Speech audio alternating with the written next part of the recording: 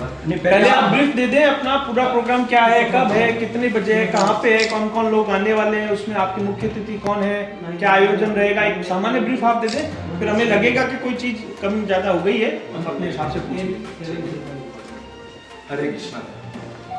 तो इस्कॉन बीकानेर की तरफ से हम इस बार 14 मार्च को फाल्गुन पूर्णिमा, उस दिन शुक्रवार का दिन है और वृंदावन रेजेंसी होटल के अंदर तीसरा फ्लोर है, वहाँ पर हम लोग होली का महोत्सव मना रहे हैं। गौड़ीय वैष्णव होने के नाते हमारे लिए इसलिए महत्वपूर्ण है क्योंकि इस दिन श्री चैतन्य महाप्रभु का प्राकट्य दिवस है। श्री चैतन्य महाप्रभु कौन है? श्री चैतन्य महाप्रभु भगवान कृष्ण है जो राधा रानी का मूड या भाव लेके आए हैं कलयुग में, और इन्होंने ये जो है संकीर्तन आंदोलन जो है ये शुरू किया था। चैतन्य महाप्रभु का प्राकट्य 1486 18 फरवरी बंगाल के अंदर नादिया डिस्ट्रिक्ट के अंदर। तो ये उत्सव जो है ये दोपहर 12 बजे से शुरू हो जाएगा। 12 से 2 कीर्तन होगा, 2 से 4 सांस्कृतिक कार्यक्रम हैं जैसे भजन, श्लोक उच्चारण, नृत्य इत्यादि, और उसके बाद में 4 से 4:30 2 नाटिकाएँ, पुरुषों का नाटिका अलग से और माताओं का, महिलाओं का नाटिका अलग से होगा। उसके बाद 4:30 से 6:30 है ठाकुर जी का अभिषेक होगा। चैतन्य महाप्रभु, नित्यानंद प्रभु, ये कृष्ण बलराम ही है, कलयुग में कृष्ण बलराम आते हैं चैतन्य महाप्रभु, तो इनका अभिषेक होगा। 6:30 से 7:30 कथा होगा चैतन्य महाप्रभु के जीवन और शिक्षाओं के, और 7:30 से 8 गौर आरती, संध्या आरती होगा और 56 भोग दर्शन, और 8 से 8:30 होली खेलेंगे हम, फूलों की होली, और साथ में कीर्तन होगा। 8:30 जितने भी श्रद्धालु हैं सभी के लिए पूरा प्रसाद है। तो हमने जो है अनुरोध किया है, जो यहाँ के जिला कलेक्टर हैं श्रीमती नम्रता कृष्णी जी, उनसे हमने अनुरोध किया है। इसके अलावा जो है श्रीमान कावेंद्र सागर जी से अनुरोध किया है, इन्वाइट किया है कि आप हमारे यहाँ पधारिए। इसके अलावा हमारा आज जो है विचार है सिद्धि कुमारी जी से भी मिलने का, अगर वो आप आए तो अब हम प्रयास करेंगे कि हमने हमारे अनुरोध से ये लोग आ पाए, तो ये हमारे मुख्य अतिथियों में से। इसके अलावा श्रीमान अविनाश मोदी जी जो लोटस डेयरी के मालिक हैं, उनसे भी हमने अनुरोध किया कि आप हमारे यहाँ मुख्य अतिथि के रूप में पधारें, और जैसे भगवान की इच्छा रहेगी। कब और कहाँ पे? ये जैसे कि मैंने बताया कि 14 मार्च यानी परसों शाम को उनको हमने बोला है कि 4:30 के आसपास, 4:30-5 के आसपास जब अभिषेक शुरू होगा तब। ये नाटिकाएं जो हैं ये किस पे आधारित हैं, किस चीज़ पे आधारित हैं? ये नाटिकाएं चैतन्य महाप्रभु के जीवन चरित्र पर आधारित, उनकी लीलाएं हैं कि कैसे उन्होंने जो है अलग अलग भक्तों का उद्धार किया, उनकी दया को झलकाता है। जैसे एक ब्राह्मण थे जिनका नाम था वासुदेव, तो उनको कोढ़ हो गया, तो चैतन्य महाप्रभु ने उनको पूरा जो है नया शरीर मतलब वो प्रदान किया, और फिर वो चैतन्य महाप्रभु से पूछे कि मुझे कोढ़ हो गया, तो अब आपने मुझे नया शरीर प्रदान किया। उन्होंने चैतन्य महाप्रभु ने उनको अपने गले लगाया, उनका पूरा शरीर फिर से जो है नया हो गया। तो उन्होंने बोला मुझे अहंकार आ जाएगा, तो उन्होंने बोला कि अहंकार से बचना चाहते हो तो हरे कृष्ण महामंत्र, हरे कृष्ण कृष्ण कृष्ण हरे हरे, हरे राम राम राम हरे, इस महामंत्र का जाप करो और इसी का प्रचार करो। कलयुग के अंदर जैसे आपने सुना भी होगा, कलयुग केवल नाम आधारा, सुमर सुमर न उतरे पाना, हरे नाम में भी कहते हैं। कलयुग में अगर किसी का उद्धार करना है तो एक ही चाहना है, भगवान के नाम का सतत कीर्तन, सततम कीर्तयन्तो मां भगवान कृष्ण गीता में। तो ये चैतन्य महाप्रभु ने बोला कि आप भारत भूमि में आपका जन्म हुआ है, भारत भूमि दे मनुष्य जन्म बेलो जार, जन्म सार्थक करी करो परोपकार। पहले अपना जन्म सार्थक करो, भगवान के नाम का जप करके, गीता पढ़ के, साधु संग करके, और फिर इसका प्रचार करो। इसी का शिक्षा को, ये चैतन्य महाप्रभु की मुख्य शिक्षा है। चैतन्य महाप्रभु ने बताया कि हमारे आराध्य कौन है, भगवान श्री कृष्ण। उनकी पूजा करने का सबसे जो सर्वोत्कृष्ट तरीका है वो हमको सिखाया है, जो ब्रज की गोपियाँ हैं। और सबसे बड़ा शास्त्र चैतन्य महाप्रभु ने बताया भागवत पुराण, श्री चैतन्य महाप्रभु का जो है। और वृंदावन धाम जो है वो कृष्ण से अभिन्न है। तो ये चैतन्य महाप्रभु ने 5 शिक्षाएं दी हैं, 5 अंग दिए जिनका पालन करने से कोई भी जीव भगवान को प्राप्त कर सकता है। वो क्या है? पहला है साधु संग, संतों का संग करें। दूसरा है नाम कीर्तन, जैसे ये हरे कृष्ण महामंत्र, इसका जप करना, इसका कीर्तन करना। तीसरा है भागवत श्रवण, भागवत या गीता को पढ़ना। चौथा है अर्चा विग्रह की सेवा, जो मूर्ति है भगवान की, उनकी पूजा करना। और अंत में है धाम वास, मथुरा जाना, जगन्नाथपुरी जाना, मायापुर जाना। तो इस बार जो है हमारा जो मुख्य आकर्षण रहेगा वो है ड्रामा, नाटिका। दूसरा जो है फूलों की होली। फूलों की होली में क्या होता है कि सब लोग फूल लेते हैं और बहुत सुंदर कीर्तन और नृत्य के साथ सबको होली खिलाई जाती है। ये सामान्य होली से अलग है। पहले हम भगवान को पुष्प अर्पण करते हैं और फिर भगवान को पुष्प अर्पण करते हुए एक दूसरे को पुष्प अर्पण करते हैं। तो ये जो है जितने भी हमारे उत्सव हैं, ये भगवान श्री राधा कृष्ण या सीताराम लक्ष्मण हनुमान इनसे संबंधित है। आप देखते हैं कि ब्रज के अंदर भी होली खेलते हैं, सब वहीं से आए हैं। तो हम भी प्रयास कर रहे हैं कि भगवान से जोड़ के आज लोग उत्सव तो मनाते हैं, लेकिन उनकी जो भावना है वो भावना नहीं है। आज लोग दिवाली मनाते हैं, होली मनाते हैं, लेकिन उसमें भाव क्या होता है कि भगवान को प्रसन्नता हो, उनके भक्तों को प्रसन्नता हो, किसी का नुकसान ना हो। लेकिन हम देखते हैं कि आज भारी रूप से उत्सव मनाते हैं, पटाखे फोड़ते हैं, रावण जलाते हैं, लेकिन अंदर का जो रावण है, काम क्रोध रूपी, वो कभी भी जीवित है। ऐसे ही लोग होली खेलते हैं, दूसरे पे कलर डालते हैं, लेकिन वो भावना, तो हमारा ये जो आंदोलन है इस्कॉन, आपने सुना होगा, इस्कॉन का अर्थ है अंतर्राष्ट्रीय श्री कृष्ण भावनामृत संघ। ये संस्था 1966 में जो इसके संस्थापक आचार्य शील एसी भक्ति वेदांत स्वामी प्रभुपाद, उन्होंने स्थापना की थी न्यूयॉर्क में। तो इसके पूरे विश्व में 800 से ज़्यादा केंद्र हैं। और इसके अलावा जो है हमारा एक ही लक्ष्य है कि समाज के अंदर, पूरे विश्व के अंदर वैदिक संस्कृति सभ्यता का प्रचार करें, लोगों को नाम जप करना सिखाएं, लोगों को जो है कैसे एकजुट करें, सादा जीवन, उच्च विचार, लोगों को कैसे प्रसन्न करें, लोग कैसे खुश रहें, संतुष्ट रहें। आज हम देखते हैं कि लोगों के पास धन की कमी नहीं है, सुविधाओं की कमी नहीं, लेकिन अंदर से खुश नहीं है, उनके भगवान से जुड़े हुए हैं। तो ये जब उत्सव आते हैं, जैसे किसी व्यक्ति का जन्मदिन आता है, तो लोग कितने धूमधाम से मनाते हैं। तो भगवान बोलते हैं गीता में, जन्म कर्म च मे दिव्यम एवं विवेकी तत्वता, कि अगर मेरे जन्म और कर्मों की दिव्यता को कोई समझ जाए कि वो सामान्य नहीं है, और उसको अगर मनाए हम बड़े इस तरफ से, तो लोगों को आध्यात्मिक जो है, लोगों को आध्यात्मिक प्रेरणा प्राप्त होती है और लोगों का रुझान भगवान की तरफ बढ़ता है। और जितना लोग भगवान की तरफ जुड़ेंगे, उतना लोगों को शांति, सुख और समृद्धि का अनुभव। बीकानेर में इस्कॉन परिवार से कितने लोग जुड़े हैं, और आपका जो मुख्यालय है यहाँ पे कहाँ पे है, और कौन कौन महंत महंत संत जो हैं यहाँ पे विराजते हैं, बीकानेर से हैं, बाहर से आए हुए हैं, थोड़ा उसके बारे में भी। तो बीकानेर के अंदर अभी 2025 चल रहा है। मुझे जहाँ तक याद है लगभग 4.5-5 साल से हम बीकानेर में कार्य कर रहे हैं। और ये जो इस्कॉन बीकानेर है, ये जोधपुर मंदिर का उसको बोल सकते हैं अंडर में, मेरा हिंदी उतना शुरू नहीं है, कॉर्पोरेट भाषा में कहीं तो टेरिटरी, हाँ, मतलब जो जोधपुर मंदिर के अधिकार क्षेत्र में आता है। तो जोधपुर का ये छोटा ब्रांच है। दूसरा जो आपने पूछा कि लगभग हमारे से आप देखेंगे कि रेगुलर हमारा जो कार्यक्रम होता है उसमें 70 से 100 भक्त आ जाते हैं। और इसके अलावा ऐसे जुड़े हुए, मतलब एक बार भी प्रोग्राम अटेंड किया तो आप मान सकते हैं लगभग 800 से 1000 लोग। पर नित्य रूप से जो हमारा कार्यक्रम होता है संडे, उसमें 100 तक। कहाँ होते हैं ये कार्यक्रम? ये साधुगंज में एक श्रद्धालु है, उन्होंने एक अपना हॉल है, उसमें हम कार्यक्रम करते हैं। ये फूलों की होली जो पहली बार हो रही बीकानेर में, या पहले भी होती थी? फूलों की होली ये हम 2 साल, मेरे हिसाब से 2 साल बाद कर रहे हैं।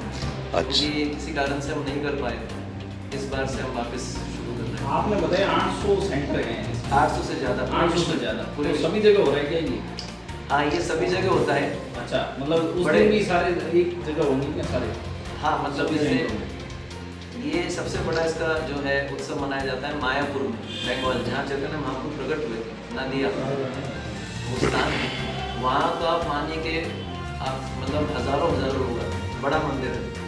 तो इस दिन पूरे इस्कॉन के सेंटर्स में उत्सव मनाया जाएगा, बस शेड्यूल अलग अलग रहेगा। कोई शाम को मनाएंगे, कोई थोड़ा सुबह मनाएंगे, थोड़ा हमारा शेड्यूल थोड़ा लंबा है। नहीं, जो नाटक का जो कार्यक्रम रखा है उसमें क्या स्थानीय कलाकार हिस्सा लेंगे या आप ही की संस्था के? इसमें हमारे ही संस्था के हमारे जो भक्त हैं हमारे से जुड़े हुए हैं वो लोग इसमें।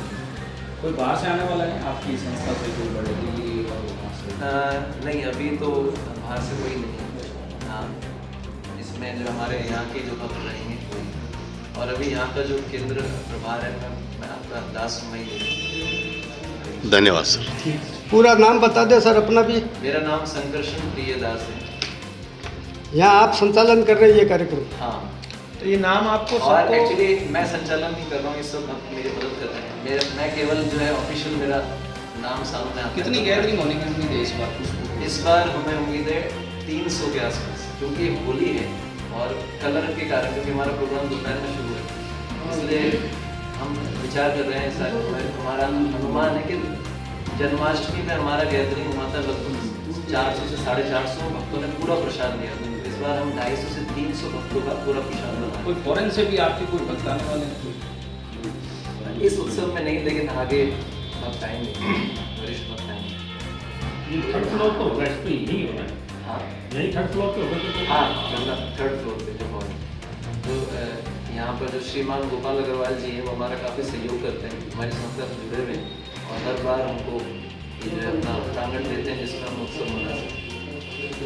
8:30 बजे हमारी कुछ गेम्स की स्टॉल लगेगी। वो गेम्स सामान्य गेम नहीं होंगे, वो गेम्स के माध्यम से हम भगवान की लीलाओं का स्मरण कराएंगे, है ना। उस ऐसे कुछ क्विज होंगे जिसमें पूछा जाएगा। बस जैसे आप देखते हैं कि जैसे भगवान कृष्ण कुछ असुरों को मारते हैं, तो उनके उसमें हम कुछ बैलून्स बनाएंगे, उनको ऐसे तीर से मारना होगा, फोड़ना होगा। तो वैसे ही चैतन्य महाप्रभु की लीला में कौन कौन से जो है क्रिमिनल्स थे या जो लोग थे असुर प्रवृत्ति के थे, उनका उद्धार किया।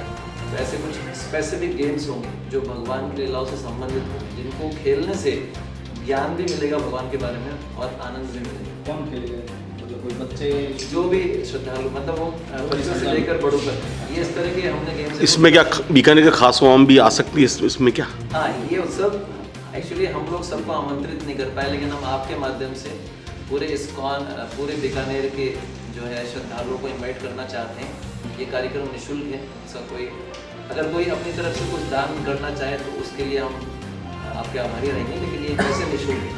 कितने गेम्स है इसमें? गेम्स कितने हैं? गेम्स इसके अंदर 8 से 9 प्रकार के गेम्स हैं। और इनको विजेता होंगे तो पुरस्कृत? हाँ, उनको पुरस्कार दिया जाता है। पुरस्कार में हम आध्यात्मिक पुस्तकें, भगवान के छोटे फोटोज, जप माला जप करने के लिए, जिससे उनको प्रेरणा मिले, आध्यात्मिक प्रेरणा। जैसा कि मुझे अच्छी तरह याद है कि आप कई दिनों से गली गली मोहल्ले मोहल्ले में भी इस प्रोग्राम का कर रहे हैं, कीर्तन नहीं बता भी रहे हैं कि होली के दिन ही आइएगा। जैसे मेरे घर में भी आप आए थे गुरु जी, अगर जिनान व्यास कॉलोनी 5 नंबर सेक्टर में, हाँ जी, हाँ। मेरे खुद के मकान में खुद बैठा था। मैं कहा सर, मैं जानता हूँ सर आपको प्रीतम जी के कारण, प्रीतम जी मेरे पड़ोसी हैं। सर मेरा निवेदन ये था कि मेन मुद्दा जो आपका मेन मादा क्या है इस प्रोग्राम को करने का? हाँ, हमारा मेन मुद्दा ये है कि जितने भी जो लोग हैं वो चैतन्य महाप्रभु को जाने, अच्छा। चैतन्य महाप्रभु की महिमा जाने कि चैतन्य महाप्रभु साक्षात भगवान ही है। और वो जो है इन्होंने इस हरे कृष्ण महामंत्र का प्रचार किया, वो आए इस धरा धाम पे ताकि इस हरे कृष्ण महामंत्र को अपनाएं, अपना जीवन सफल बनाए, सुखी बने और इसका प्रचार करें। आज सब लोग दुखी हैं, उसका एक तरीका है सुखी करने का कि सब लोग भगवान का नाम लें। इसमें कोई दो राय नहीं कि हम सनातन की ओर बढ़ रहे हैं, कुल मिला के बात ये है। हाँ, सनातन धन्यवाद। सनातन है। धन्यवाद सर। इसको है ना, जो पुस्तकें भी आध्यात्मिक पुस्तकें भी सड़कों पे आपके जो श्रद्धालु हैं हाँ। वो भेंट करते रहते हैं, हाँ। तो उसके बारे में बताइए सर। देखिए, इस पे अलग अलग लोगों के अलग अलग मत है। कुछ लोग बोलते हैं आप ऐसे पुस्तकें क्यों बेचते हैं, है ना, ये कोई अच्छी जगह थोड़ी है। लेकिन हमारा मानना है कि जब गलत चीज़ों का खुल के प्रचार हो रहा है तो सही चीज़ों का क्यों ना खुल के प्रचार हो। सही। हमारी पुस्तकें हैं, हमारे जो भक्त हैं वो दुकान जैसे आपके माता जी वो देख रहे हैं, ये माता जी जो है शॉप जाके, इनके पास ऐसा देखा जाए तो कुछ कमी नहीं है। कुछ लोग समझते हैं कि इनके पास धन की कमी है इसलिए पैसे के लिए जो है किताब बेचते हैं, नहीं, ये हमारा लक्ष्य नहीं। हमारा लक्ष्य है कि शॉप पे जाके, घर जाके बताएंगे भाई गीता पढ़िए, महामंत्र जप कीजिए, अपना जीवन सफल बनाइए। ये जो माता जी हैं इन्होंने पर्सनली कई दुकानों पे जाके, मेरे हिसाब से 1000 से ज़्यादा गीता इन्होंने पर्सनली ऐसा नहीं है कि हमारे पास कोई पैसे की कमी है या हम चाहते हैं, जैसे अगर आप हम सब अच्छे परिवार से हैं, हमारा लक्ष्य ये है कि हम समाज की सेवा करना चाहते हैं, लोगों को याद दिलाना चाहते हैं कि भाई आप भगवान के नाम पर जप करो, गीता पढ़ो, ये कोई बहुत मुश्किल काम है। आप पैसे वाले हैं इसलिए हमारी उम्मीदें बढ़ गई आपसे, हम चाह रहे थे कि कुछ हाँ सही बात है सर। आप इस्कॉन का एक मंदिर बीकानेर को गिफ्ट कीजिए, ताकि यहाँ पे जो मूर्त रूप में और सामने विग्रह सामने आएंगे, हजारों लाखों लोग दर्शन करेंगे। और मैं तो ये सोचता हूँ कि पैसे वाले पे और पैसे वाले बना देते हैं तो हो सकता है पर्यटन का भी कोई फायदा मिल जाए। मैंने अपना परिवार त्याग कर दिया है, तो मेरा मैंने बताया था कि हम हमारे परिवार जो है इतने गरीब, मतलब लेकिन अभी मैं तो परिवार के साथ रहता नहीं, मैं तो ब्रह्मचारी हूँ, एक पैसा नहीं लेके आए घर से, तो हम तो जो है भिक्षुक हैं। पैसे वाले कहने का अर्थ था कि सामान्य रूप से हम सब, ऐसा नहीं कि हम बहुत गरीब परिवार से, हम सब जो है आपकी कार्य योजना है क्या मंदिर लाने का यहाँ? हाँ, हमारा योजना है। अच्छा, इसके लिए कब बातचीत तक है? कोई है टारगेट लक्ष्य कुछ? हमारा भगवान की इच्छा पे रहेगा ना, भगवान चाहेंगे तब आएगा। आप ये मान लीजिए प्रयास हम करेंगे 10 इयर्स के अंदर अंदर। अच्छा, इसका कारण क्या है कि अभी हम लोग मैन पावर पे फोकस कर रहे हैं कि हमारे कुछ पूरी तरीके से समर्पित ब्रह्मचारी भक्तगण आए, और आप जानते हैं मंदिर बनाना है तो उसके लिए धन भी चाहिए। तो हम आपके माध्यम से पूरे बीकानेर वासियों से अनुरोध करते हैं कि आप आइए, हमारे से जुड़िए, आप कुछ सहयोग करेंगे। पिछली प्रेस कॉन्फ्रेंस में आपने जमीन का कहा था, कुछ फाइनलाइजेशन हो रही थी। हाँ, वो अभी चल रहा है। एक हमारे भक्त हैं, वो अपना को ज़मीनें देना चाहते हैं, लेकिन अभी वो फाइनल नहीं हुआ क्योंकि वो जो है प्रोसेस चल रहा है। सर एक खास बात जो व्हाट्सएप पे चल रही है, सोशल मीडिया पे चल रही है कि इंडिया से बाहर से लोग आके ये इस्कॉन वाले क्या के मंदिर के अंदर पैसा कमा रहे हैं, 2 पैसा बना रहे हैं, ये कर रहे हैं, वो कर रहे हैं, मतलब बहुत कुछ आ रहा है सर, उसके बारे में क्या कहना चाहेंगे सर? जी, आपकी बात सही। कई लोगों को ऐसा लगता है कि इस्कॉन जो है, मतलब ऐसा भी वीडियो मैंने देखा था जिसमें वो बता रहे हैं कि अमेरिका वालों ने इस्कॉन नाम की कंपनी खोली है भारत में, और जी, वो जी, इसके माध्यम से पैसा लगा रहे हैं, जी, इकट्ठा कर रहे हैं। अब बाकी लोग क्या सोचते हैं ये तो मैं नहीं जानता, लेकिन मैं इस्कॉन के अंदर हूँ, मैं आपको बता रहा हूँ कि ऐसा नहीं है। इस्कॉन के जितने भी मंदिर हैं वो ऐसा सिस्टम बनाया गया है कि वो कहीं से वो पैसा लेते, कहने का अर्थ है कि हर मंदिर अपने आप में इंडिपेंडेंट है, वो अपना पैसा वहीं से इकट्ठा करता है।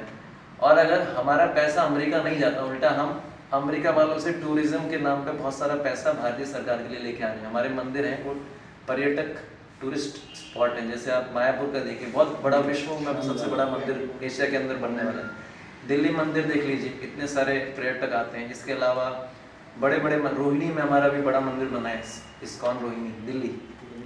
वृंदावन में इतने सारे पर्यटकों, देखिए आप वृंदावन को इस्कॉन मंदिर और कितने ही संतों ने फेमस कर दिया। आज पाँव रखने की जगह नहीं, तो टूरिज्म के नाम से बहुत सारा पैसा भारतीय सरकार। इस्कॉन आप कह रहे हो कि इस्कॉन ने फेमस कर दिया वृंदावन को। वृंदावन तो वैसे ही फेमस है कृष्ण के कारण में, वो तो सदियों से माना जाता है, धार्मिक है। फिर इस्कॉन में इसका क्या हुआ? 15 साल इस्कॉन अपने क्या अपने पहले वृंदावन को कोई नहीं जानता था। किससे? 15 साल पहले, मतलब 15 साल पहले कोई नहीं जानता था। फिर तो आप ये कह सकते हो कि अयोध्या को कोई नहीं जानता। ये तो नहीं, आप फिर तो ये कह सकते हो कि अयोध्या को कोई नहीं करेगा। सनातन धर्म सबके लिए है और सब सनातन धर्म ही सब मानते हैं। आपकी बात सही है। और बीकानेर में आप इस्कॉन की बात करते हैं, बीकानेर में तो वैष्णो मंदिर है जो इस्कॉन से ज्यादा बड़े हैं, ठीक है, वहाँ पे आपसे ज्यादा श्रद्धालु पहुँचते हैं। बिल्कुल सही बात है। मेरे कहने का अर्थ था कि पहले भी लोग वृंदावन को जानते थे, मैं ऐसा नहीं कह रहा, लेकिन हम देखते हैं कि आज आप देखिए सैटरडे संडे को पूरा का पूरा दिल्ली, मैं कुछ संत और भी महान संत हैं, उनका स्पेसिफिक हम नाम नहीं लेंगे, आज उनके कारण आप देखिए कितने सारे लोग प्रेरणा उनको प्राप्त हो रहा है, वृंदावन धाम में आ रहे हैं। इतने लोग पहले नहीं आते थे जितने आज देखिए पाँव रखने की जगह। वो तो अब चूंकि सनातन धर्म के नाम पे अभी बहुत कुछ हो रहा है, इसलिए पहले वो नहीं हो रहा था। इसमें सोशल मीडिया का बहुत सोशल मीडिया अपने को दिखता नहीं था, सोशल मीडिया का तो है। कोविड से पहले इतना नहीं था। मैं जाता रहता हूं, कोविड से पहले इतनी भीड़ नहीं रहती थी जितनी कोविड के जस्ट बाद अब बहुत भीड़। कोई बड़ा फेस्टिवल होता की बात है, हम गए थे तो वृंदावन ऐसा था जैसे कोई जंगल की जैसे। पहले तो आप बीकानेर में भी किसी गली में जाओ छोटा सा था, अब धीरे धीरे मॉडर्न हो रहा है। इसकी वो बात नहीं निकली है तो उसके हिसाब से बढ़ेगा। हम अगर प्रचार करेंगे तो बढ़ेगा ना। हम समझ गए आपकी गुरु के प्रति भक्ति अगाध है कि कृष्ण की भक्ति को भी आपने पार पा दिया है। हम ये मान लेते हैं। और पार क्या पा दिया सर, कुंभ मेले के अंदर जो आपका इतना ज़बरदस्त देखा, खाने पीने का, रहने का, बनाने का, तो सर बहुत आगे तक पहुंच गया है। इसमें कोई दो राय नहीं। महाराज जी, ये धार्मिक स्थल जो है इसको अपने पर्यटन स्थल कहना उचित रहेगा। देखिए, वो जो मैंने सेंटेंस बोला पर्यटन स्थल वाला, जब जो प्रश्न था उस प्रश्न के अनुसार बोला था कि इनका प्रश्न था कि भाई इस्कॉन का पैसा अमेरिका जाता है, तो हम बोल रहे थे कि इस्कॉन से सीखने के लिए, वैदिक संस्कृति सभ्यता को सीखने के लिए बहुत सारे लोग बाहर से आते हैं, इस्कॉन से आकर्षित होकर इस्कॉन की जो शिक्षा हमको दी जाती है, तो वो जब भारत में आते हैं तो उसका लाभ भारतीय सरकार को मिलता है। तो जो मेरे कहने का अर्थ था कि जो लक्ष्मी था, जो पैसा आता है वो आ रहा है, इनफेक्ट जा नहीं। तो पर्यटन, आपने जो प्रश्न पूछा कि धार्मिक स्थलों को पर्यटन स्थल बोलना उचित है क्या, एक्चुअली धार्मिक शब्द भी जो है वो प्रॉपर शब्द नहीं है, ये है आध्यात्मिक स्थल। क्योंकि धर्म शब्द का अर्थ होता है जो उसका मूल गुण है, जैसे मिश्री है, मिश्री का धर्म है मीठा करना, तो अब धर्म शब्द का अर्थ जो हम कहते हैं कि वो उसका मूल गुण, वैसे मानवता का धर्म क्या, सेवा करना। तो जो सही शब्द है ना पर्यटक ना धार्मिक, सही शब्द है आध्यात्मिक स्थल। क्योंकि जब हम धार्मिक बोलते हैं तो कुछ समूह के दिमाग में आता है कि ये अपने धर्म को आगे बढ़ा रहे हैं, हम ये बोलेंगे आध्यात्मिक स्थल। आध्यात्मिक शब्द आध्यात्मिक स्थल ही रहने देना अपने, क्यों पर्यटन स्थल। हाँ, तो मैंने उनके प्रश्न के उत्तर में बताया था, मेरा भी कहने का अर्थ वही था। नहीं, सरकार की पॉलिसी में आप क्यों घबरा रहे हो?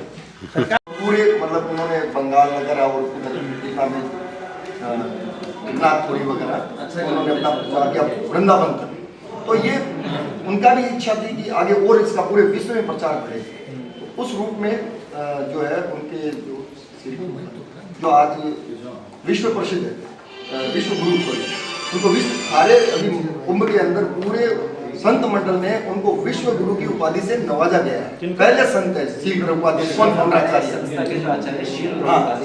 स्वामी प्रभुपाद, ये आपकी थोड़ी है तो पुरानी बात है, नवाजा भी गया इसी कुंभ में विश्व गुरु की उपाधि से उनको कम्प्लीटली अभी नवाजा है क्या? सॉरी कायम है नहीं, वो सही छोड़ दिया 1977 में, मगर जो उपाधि जो दी गई है वो अब दी गई है विश्व गुरु की, मतलब उन्हें पूरे विश्व में 2 साल के अंदर भी उन्होंने 108 2 साल में उन्होंने 108 मंदिर की स्थापना की और उसमें पूरे विश्व भ्रमण। हमारा गौर पूर्णिमा या होली महामहोत्सव है, ये कार्यक्रम 12 बजे से आरंभ होगा, 12 से 2 कीर्तन, हरिनाम कीर्तन, 2 से 4 सांस्कृतिक कार्यक्रम जिसमें श्लोक उच्चारण, नृत्य, भजन, 4 से 4:30 नाटिका होंगी, पुरुषों के लिए अलग नाटिका, महिलाओं के लिए अलग, 4:30 से 6:30 ठाकुर जी का अभिषेक, 6:30 से 7:30 1 घंटा कथा भगवान के ऊपर, 7:30 से 8 गौर आरती, 56 भोग दर्शन, और 8 से 8:30 होली, फूलों की होली, और 8:30 के बाद सभी के लिए भोजन प्रसादी है। तो आप सब बीकानेर वासियों से अनुरोध है कि आप इस कार्यक्रम में पधारिए और हमें आपकी सेवा करने का अवसर प्रदान कीजिए। ये कार्यक्रम निःशुल्क है, इसका कोई चार्ज नहीं है, आप ज़्यादा से ज़्यादा मात्रा में आए और हमारा उत्साह वर्धन करें। हरे कृष्ण। नाम बता दीजिए। मेरा नाम संकर्षण प्रिय दास है। इस्कॉन बीकानेर का जो है सारा संचालन जो है मैं ऑफिशियल यहाँ पर मैं देख रहा हूँ। ठीक, हरे कृष्ण, धन्यवाद। सामने